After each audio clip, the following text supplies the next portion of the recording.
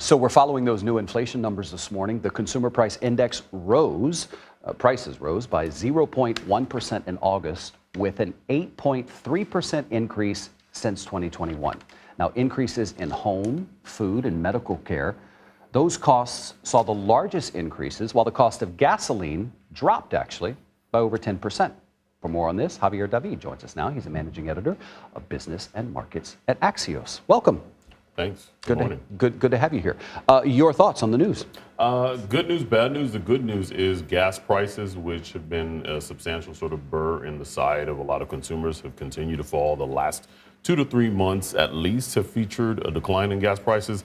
The bad news is food up, shelter up. We don't talk a lot about how much rents and sort of home costs play into the inflation story, but they are in fact a substantial amount. About a third of the CPI is sort of shelter index, and that has a substantial impact. And those prices are still rising. We were waiting for them to moderate, but they're not. So if gas prices drop so significantly, why aren't we seeing a trickle-down effect? Why aren't we seeing food prices drop as well and other things? Well, the tricky thing about gas prices is when they rise, it's almost like a tax. So when they fall, it's almost like you have a little bit more money in your pocket. And the key story to remember here, why we're seeing so much inflation, is demand. People want things. They're going out to buy things. So the freeing up of gas money gives them a little bit more of ability to spend money elsewhere, and they're spending it. And so that's why you see the food index jumping a little bit.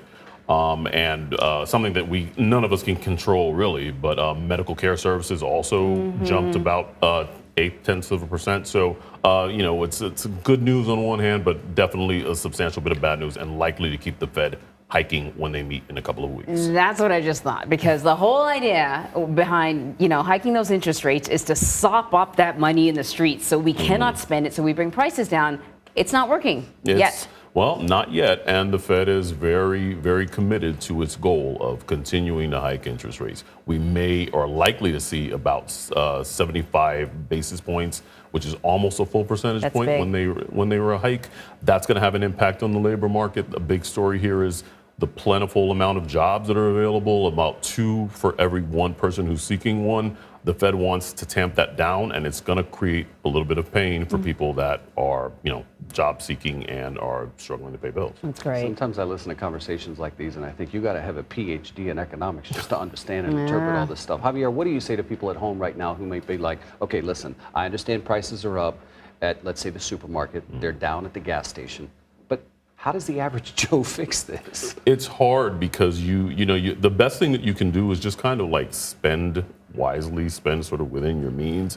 One of the features of this continuing inflation story that we've been talking about over the last several months is credit card debt has skyrocketed, and that is another feature of the fact that people are just going out and buying, and it's on some level the demand has to cool in order for the Fed to feel comfortable with the level of rates. So honestly, the best thing people can do is just kind of start saving, start spending a little bit more wisely. We always talk about how emotional we are with our money. Yeah. You remember at the beginning of the pandemic when people were getting those checks, they were actually paying down their credit card. Absolutely. And there was this sense that I was thinking people would emerge from this pandemic financially healthier. Well, they did. And they did, but now they're spending that money. They're spending it again. And that's just kind of like how the pendulum swings in the extremes of one side to the other. Listen, sorry, go ahead. No, it's just interesting to hear you say earlier that demand needs to tamper down, because when I hear about demand, that's encouraging to me, right? I'm like, more people want it, more people out in the streets, but the reality is that's not necessarily a great thing. And that's the good thing. Demand is good. You really do want, especially when you're in an environment like this where we've been debating a lot about whether we're in a recession, whether we're going to hit a recession.